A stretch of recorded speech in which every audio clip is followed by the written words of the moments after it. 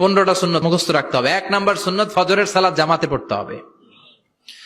2 নামাজ মুনাফিকদের কাছে সবচেয়ে কঠিন, একটা হচ্ছে ফজরের নামাজ আর একটা এশার নামাজ। 2 নাম্বার সুন্নাহ হচ্ছে আসওয়াক, মেসওয়াক করা। মাতফারাতুন লিল ফাম মারদাতুন লিররাব, মেসওয়াক করলে দাঁত পরিষ্কার থাকে, আল্লাহ খুশি হয়ে যায়। বিশ্বনবী বলেছেন যদি আমার উম্মতের জন্য কষ্ট না হতো প্রত্যেক নামাজের আগে মেসওয়াক করা আমি ফরজ করে দিতাম। মেসওয়াক ছিল বিশ্বনবীর জীবনের শেষ আমল। এই মেসওয়াক করে বিশ্বনবী শেষ নিঃশ্বাস ত্যাগ করেছেন। বিশ্বনবী বলতেন নি'মা সিওয়াকি আয-যাইতুন ফাইন্নাহু সিওয়াকি ওয়া সিওয়াকুল আমবিয়া মিন ক্বাবলি। জাইতুনের ডালের মেসওয়াক কতই না ভালো, কারণ এটা দিয়ে আমিও মেসওয়াক করি, আমার আগে সব নবীরাই জাইতুনের ডাল দিয়ে মেসওয়াক করেছে। সুবহানাল্লাহ।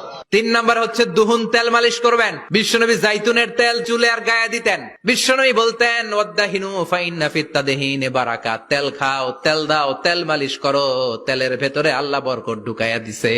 সুবহানাল্লাহ। 4 নম্বরে আত্তিব, জুমার দিনে সুগন্ধি লাগিয়ে যাওয়া সুন্নাত। বিশ্বনবী বলতেন এই দুনিয়ার 3টা জিনিস আমার কাছে সবচাইতে প্রিয়। হুব্বিবা ইলাইয়া মিন দুনিয়াকুম সালাস, 1 হচ্ছে আন-নিসা, নারীদেরকে আমি পছন্দ করি। 2 হচ্ছে আত্তিব, সুগন্ধি লাগাতে আমি পছন্দ করি। বিশ্বনবীরে কেউ সুগন্ধি হাদিয়া দিছে, বিশ্বনবী নেয় নাই, এরকম কোন ঘটনা ঘটে নাই। আল্লাহু আকবার। আবার বিশ্বনবী বলতেন আরবাউন মিন সুনানিল মুরসালিন, 4টা সুন্নাত সব নবীদের সুন্নাত। 1 নম্বরে আল হায়া মানে লজ্জা। আরেক বর্ণনা এসেছে আল খিতান মানে সুন্নাতে খাতনা, এটা সব নবীদের ছিল। আর সেওয়াক, সব নবীরা মেসওয়াক করেছেন। আত্তিব, সব নবীরা আতর লাগিয়েছেন। আর নিকাহ, সব নবীরা বিয়েও করেছেন। চিল্লায় পড়েন আল্লাহু আকবার। আর লিবাস আহসানা সিয়াব, সুন্দর জামা পড়া। নট নেসেসারি যে নতুন জামা হতে হবে, পুরাতন জামাও ধুয়ে আয়রন করে পড়লে একটা সৌন্দর্য আছে না নাই? ইন্নাল্লাহা জামিল ওয়া ইউহিব্বুল জামাল, আল্লাহ নিজে সুন্দর, সৌন্দর্যকে আল্লাহ পছন্দ করেন। এরপরে ইকসারুস সালাহ আলান নবী, বিশ্বনবীর উপর বেশি বেশি দুরূদ পড়া। বিশ্বনবী বলতেন জুমার দিন শ্রেষ্ঠ দিন, এই দিন আমার উপর বেশি বেশি দুরূদ পড়ো। ফাইন্না সালাতাকুম মা'রুদাতুন আলাইয়া, কেননা তোমরা যে আমার উপর দুরূদ পড়ো, আমি মরে যাওয়ার পরে এই দুরূদগুলো কে পাঠিয়েছে তার নাম, তার বাবার নাম সহ ফেরেশতারা আমার কবরে দিয়ে আসে। সুবহানাল্লাহ।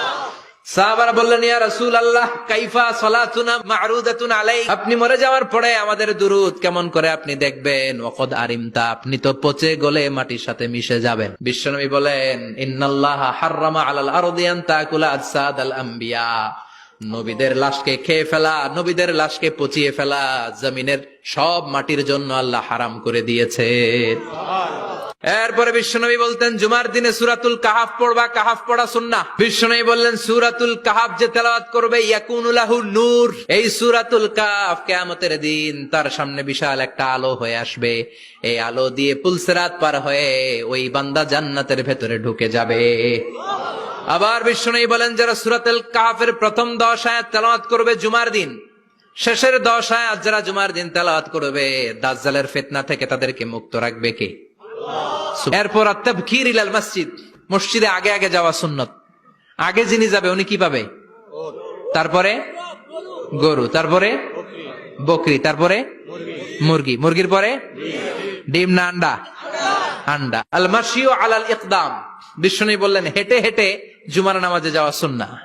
প্রতি কদমে কদমে আমলনামায় সওয়াব দিয়ে দিবে কে? এরপরে বিশ্বনবী বললেন আদামু তাখাত্তি রিকাবান নাস, মানুষের ঘাড় ডিঙ্গিয়ে সামনে না যাওয়া সুন্নাহ। অনেকে জুমার দিন আসে সবার শেষে বসতে চায় সামনে, এরকম ডাকাইত আছে না নাই? বিশ্বনবী জুমার খুতবা দিচ্ছেন, হঠাৎ এক সাহাবী সব সাহাবীর ঘাড় ডিঙ্গিয়ে ডিঙ্গিয়ে সামনে আসতেছে বুলেটের মতো। বিশ্বনবী বললেন থামো, এজেলেস বসো মিয়া, ফাকাদ আযাইতা ওয়া আনাইতা, আসছো দেরি করে আবার মুসল্লিদেরকে কষ্ট দিচ্ছ। যেখানে জায়গা পাবেন ওইখানে বসবেন, মানুষের ঘাট ডিঙ্গিয়ে সামনের কাতারে যাওয়া এটা ঠিক না।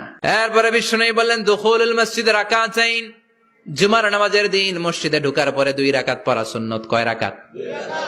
এরপরে বিশ্বনবী বললেন ইনসাত, চুপ থেকে খুতবা শুনবা। তাহলে জুমার নামাজে কথা বলা যাবে না, কেউ কথা বললে চুপ করো, এই কথাটাও বলতে বিশ্বনবী নিষেধ করেছেন। চিল্লায় বলেন ঠিক কিনা?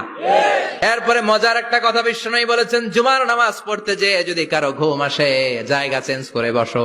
পুরো মসজিদের ডানে বায়ে রহমতে ঠাসা, খালি ঘুম আর ঘুম, আছে না নাই? ঘুম আসলে কি করবেন? উঠে যাবেন, উঠে জায়গা চেঞ্জ করবেন, পানির ঝাপটা দিবেন, ঘুম দূর করে দিবে কে? তারপরে বিশ্বনবী বললেন জুমার দিন দোয়া করলে কবুল হয়। এটা কখন?